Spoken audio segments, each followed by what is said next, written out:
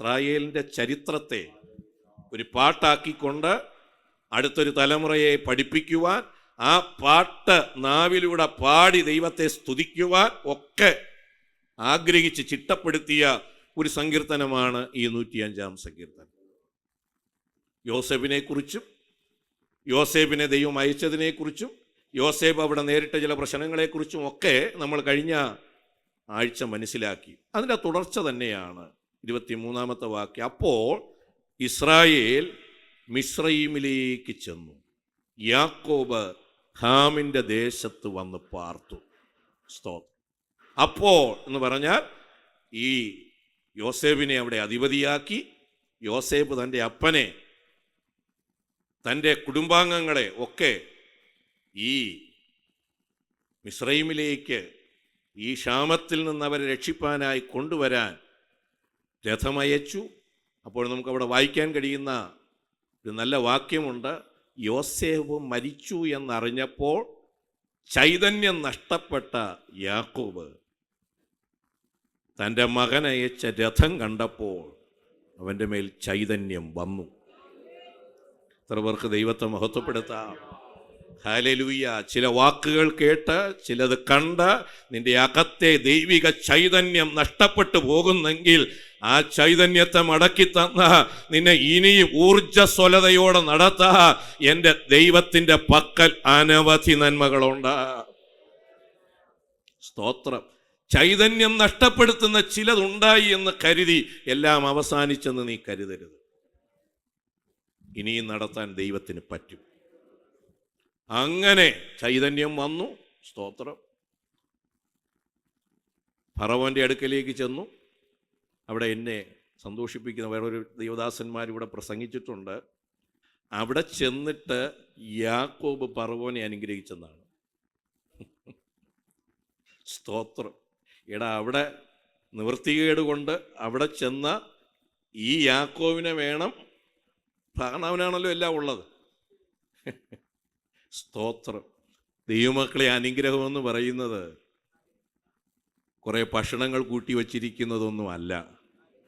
മനസ്സിലാകുന്നുണ്ടോ? കൊട്ടാരവും അതിനെ ആജ്ഞയനുസരിക്കുന്ന കുറേ അധികം പേരുമൊക്കെ നിറഞ്ഞ ഒന്നല്ല അനുഗ്രഹം.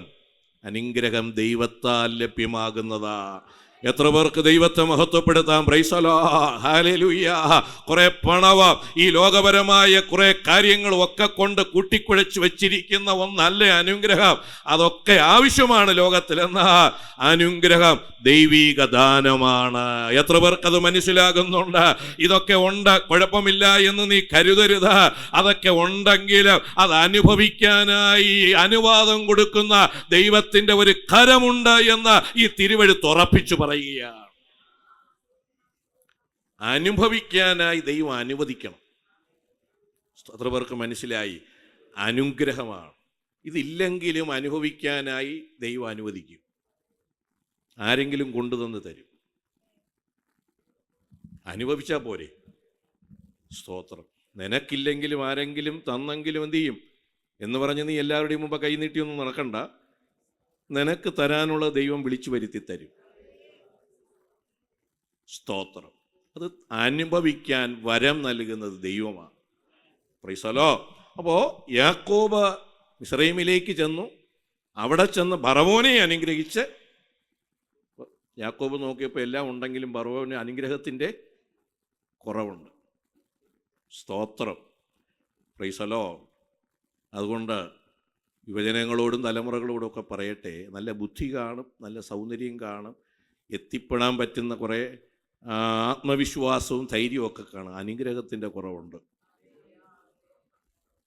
അതിങ്ങനെ കിട്ടത്തില്ല. അത് ഈ മാതാപിതാക്കളിൽ നിന്നും ദൈവത്തിൽ നിന്നും ഒക്കെ വേണം എന്ത് ചെയ്യാൻ? അത് മേടിച്ചോണം. അങ്ങനെ കിട്ടുമ്പോഴാണ് അത് അനുഗ്രഹമായി മാറുന്നത്. Price the Lord. സ്തോത്രം. പോട്ടെ.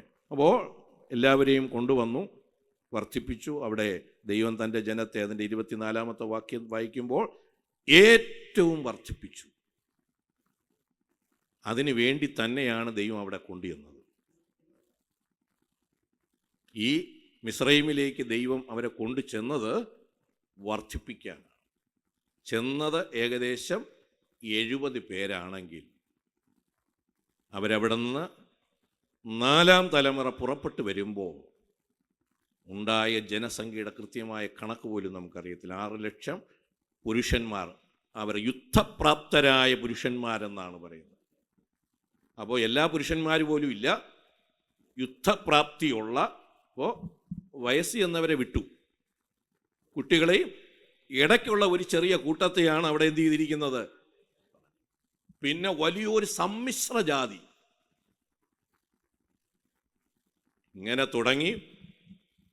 ഇത് എവിടെ ചെന്ന്, മുമ്പ് എവിടെ, പുറകെ എവിടെ, ഇത് അങ്ങ് ആദ്യത്തെ ഭാഗം കനാനിലെത്തിയിട്ടും മിസ്രൈമിൽ നിന്ന് അടുത്ത ഭാഗം പുറപ്പെട്ടോ, ഇതിൻ്റെ ലെങ്ത് എത്രയുണ്ട് എന്നൊക്കെ ഉള്ളത് നമുക്ക് അത്ര നിർവചിക്കാൻ പോലും പറ്റാത്ത കാര്യമാണ്. തൻ്റെ ജനത്തെ പകയ്ക്കാനും തൻ്റെ ദാസന്മാരോട് ഉപായം പ്രയോഗിപ്പാനും അവൻ അവരുടെ ഹൃദയത്തെ മറിച്ചു കളഞ്ഞു. സ്തോത്രം. ഇത് എല്ലാവരും അറിഞ്ഞിരിക്കേണ്ട ഒരു കാര്യമാണ്. ആരുടെ ഹൃദയത്തെ മറിച്ചു കളഞ്ഞു? ഫറവോൻ മിസ്രൈമ്യരുടെ ഹൃദയത്തെ എന്ത് ചെയ്ത് കളഞ്ഞു? മറിച്ചു കളഞ്ഞു. എന്താ? തൻ്റെ ജനത്തെ പകയ്ക്കുക. തൻ്റെ ജനമാര്? ഇസ്രായേലിനെ പകയ്ക്കുക, തൻ്റെ ദാസന്മാരോട് ഉപായം പ്രയോഗിക്കുക. അവൻ അവരുടെ ഹൃദയത്തെ മറിച്ചു കളഞ്ഞു.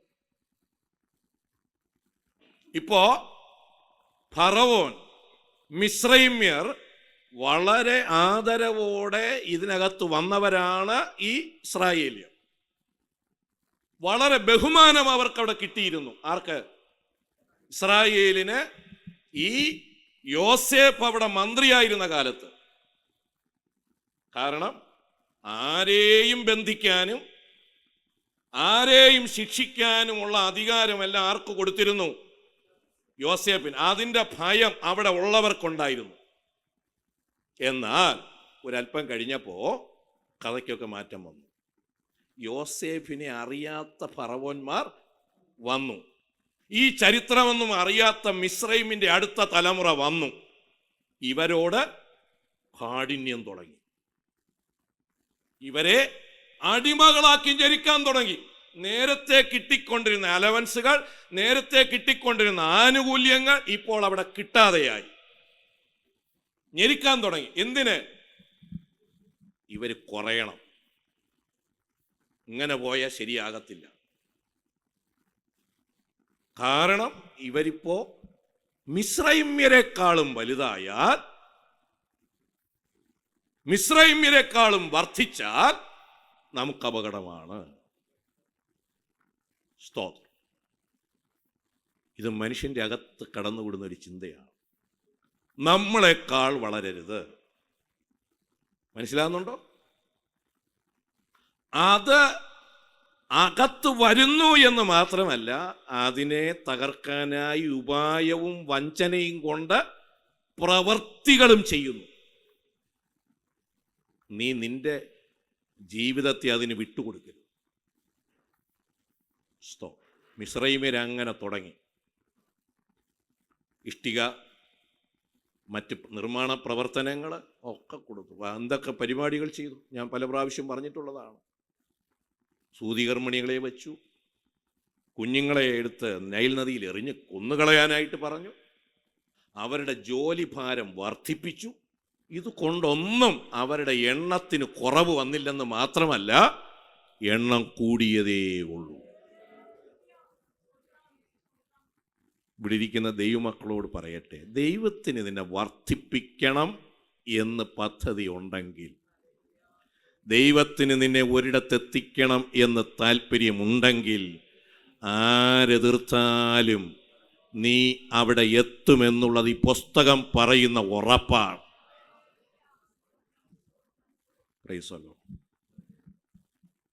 ദാവീദും രാജാവാകരുതെന്ന് ശൗൽ എന്തുമാത്രം ആഗ്രഹിച്ചു. അവൻ മാത്രമല്ല, അവൻ്റെ സൈന്യം മുഴുവനും അതിൻ്റെ പുറകെയായിരുന്നു. എടുത്ത് കുന്തം കൊണ്ടെറിഞ്ഞു. സ്തോത്രം. എന്നാൽ ആ കുന്തത്തിൽ നിന്ന് ഇവൻ എന്ത് ചെയ്തു? ഒഴിഞ്ഞു മാറിപ്പോയി. സ്തോത്രം. ചിലപ്പോൾ ദാവീദിന് തോന്നാം എൻ്റെ മിടുക്ക് അല്ല, ആ കുന്തം വന്നത് കാണാനും ഒഴിയാനും ഒക്കെ പറ്റിയത് ദൈവത്തിൻ്റെ കരുണ കൊണ്ടാണ്. യോനാഥാനോട് തന്നെ ഈ ശൗൽ എത്ര പ്രാവശ്യം പറഞ്ഞു, എടാ ബുദ്ധിയില്ലാത്തവനെ, അവനാണ് ബുദ്ധിയുള്ളവൻ, ഇവൻ ബുദ്ധിയില്ലാത്തവനാണ്. ആര്? ശൗൽ. യോനാഥാൻ അറിയാം ദൈവം അവനെ രാജാവാക്കാൻ നിയമിച്ചിരിക്കുന്നു, പിന്നെ ഞാൻ എതിർത്തിട്ട് എന്ത് കാര്യം? മനസ്സിലായോ? എനിക്ക് വേദോത്സവം വായിക്കുമ്പോൾ ഇച്ചിരി പ്രയാസമുള്ള ഒരു കഥാപാത്രം ഈ യോനാഥാനാണ്. ഇത്രയും നല്ല മനസ്സുള്ള അവന് അപകടം വന്നത് അവൻ്റെ അപ്പൻ്റെ കയ്യിലിരിപ്പുകൊണ്ടാണ്. വാക്ക് മനസ്സിലാവുന്നുണ്ടോ? നല്ല അവന് എത്തേണ്ടടുത്ത് എത്തിക്കാണും, അത് വേറൊരു കാര്യം. എങ്കിലും ഇത്രയും നല്ല മനസ്സുള്ള യോനാഥാൻ നന്മ പ്രാപിക്കാത്തതിൻ്റെ കാരണം അവൻ്റെ അപ്പൻ്റെ കയ്യിലിരിപ്പാണ്. ദുഷ്ടത, വഞ്ചന, ആ അപ്പൻ്റെ വഞ്ചനയിൽ ഈ യോനാഥാനും അപകടമുണ്ടായി. ആ തരത്തിൽ മറിച്ചു കളയാൻ ഇവനിങ്ങനെ ഓടി. പക്ഷെ ദൈവത്തിൻ്റെ പദ്ധതി അവനെ അവിടെ ആക്കണം. ഒരു ഉപായവും ദാവീദ് പ്രയോഗിച്ചില്ല, ഒരു വഞ്ചനയും ദാവീദ് പ്രയോഗിച്ചില്ല. അവിടെ ഇരുത്തേണ്ട സമയത്ത് ദൈവം അവനെ അവിടെ കൊണ്ട്. അതുകൊണ്ട് യാതൊരു തരത്തിലും നിങ്ങൾ അതിനുവേണ്ടി ടെക്നിക്കുകളും പരിപാടികളും ഒന്നും കാണിക്കേണ്ട. വിശ്വസ്തയോടെ ദൈവകൽപ്പന അനുസരിച്ച് ജീവിക്കൂ, എത്തേണ്ട ഇടത്ത് ദൈവം എത്തിക്കൂ. 36 വാക്യത്തിൽ വരുമ്പോൾ അവൻ അവരുടെ ദേശത്തിലെ എല്ലാ കടിഞ്ഞൂലിനെയും അവരുടെ സർവ്വവീര്യത്തിനാദ്യ ഫലത്തെയും സംഹരിച്ചു. എന്നിട്ട് 37 വാക്യം, അവൻ അവരെ വെള്ളിയോടും പൊന്നിനോടും കൂടെ പുറപ്പെടുവിച്ചു. എന്ന് പറഞ്ഞാൽ അതുവരെ ചെയ്ത എല്ലാ ജോലിക്കും എല്ലാം നിറവോടെ അവരെ പുറപ്പെടുവിച്ചു. അവരുടെ ഇടയിൽ ഒരു ബലഹീനനും ഉണ്ടായി. എത്ര പേർക്ക് സ്തോത്രം പറയാം? ഹല്ലേലൂയ! അവരുടെ ഇടയിൽ ഒരു ബലഹീനനും ഉണ്ടായിരുന്നില്ല. സ്തോത്രം. ഈ ബലഹീനൻ എന്ന് പറഞ്ഞാൽ രോഗമില്ലാത്തവൻ ഉണ്ടായിരുന്നു എന്നുള്ളതൊന്നും അല്ല അർത്ഥം, കേട്ടോ. സ്തോത്രം. അതിനൊരു തെളിവ് ഞാൻ പറഞ്ഞു തരാം. കാട പറന്ന് നിന്നപ്പോൾ ഏകദേശം 48 മണിക്കൂറാണ് ഇവർ കാട പിടിച്ചത്. മനസ്സിലായോ? എത്ര മണിക്കൂറാണ്? 48 മണിക്കൂറാണ് കാടയെ പിടിച്ചു കൂട്ടിയത്. ആർക്ക് കാണാമെന്നോ?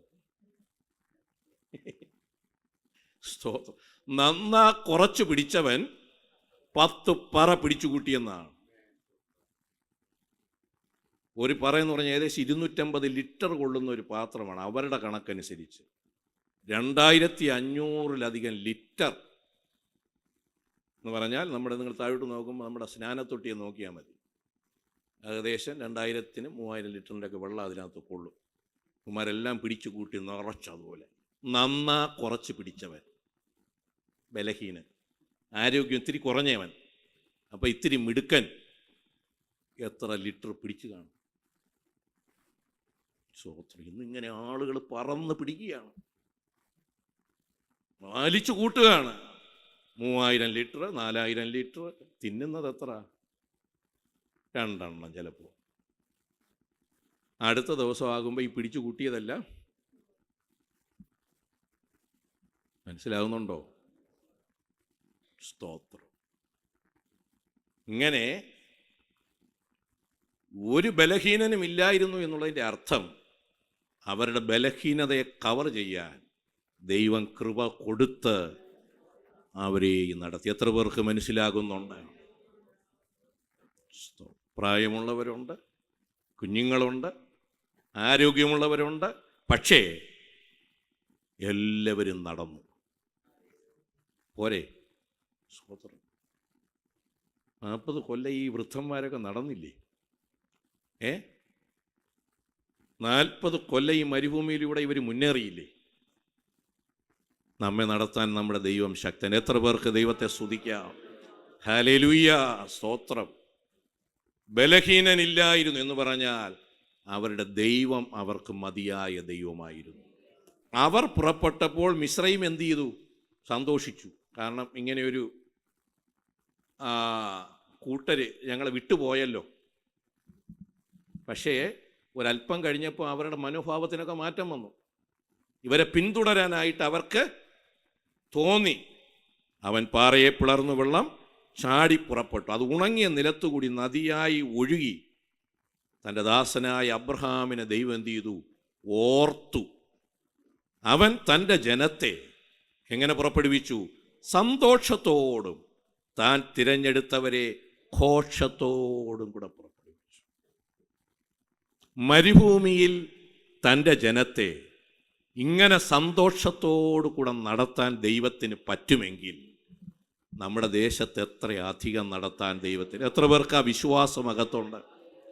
മരുഭൂമിയിൽ ഇത്രയധികം ലക്ഷം ജനങ്ങളെ സന്തോഷത്തോടുകൂടെ നടത്തിക്കൊണ്ട് പോകാൻ നാം സേവിക്കുന്ന നമ്മുടെ ദൈവത്തിന് പറ്റുമെങ്കിൽ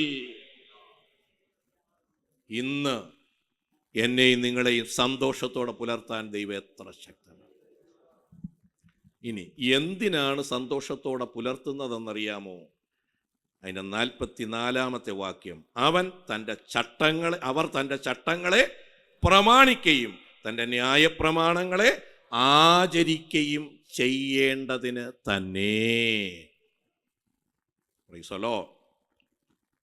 അതിന് വേണ്ടിയാണ് ഈ ദൈവം നമ്മെ സന്തോഷത്തോടെ നടത്തുന്നത്. അതുകൊണ്ടാണ് ദൈവിക നടത്തിപ്പ് അനുഭവിക്കുന്ന ഓരോരുത്തരും ദൈവത്തിൻ്റെ ചട്ടങ്ങളും ദൈവത്തിൻ്റെ കൽപ്പനകളും ഞാൻ പ്രമാണിക്കേണ്ടതിന് വേണ്ടിയാണ് എൻ്റെ ദൈവം എന്നെ ഇങ്ങനെ നടത്തുന്നതെന്ന് മനസ്സിലാക്കാനുള്ള ഒരു ദൈവകൃപ ദൈവം നമുക്ക് തരട്ടെ.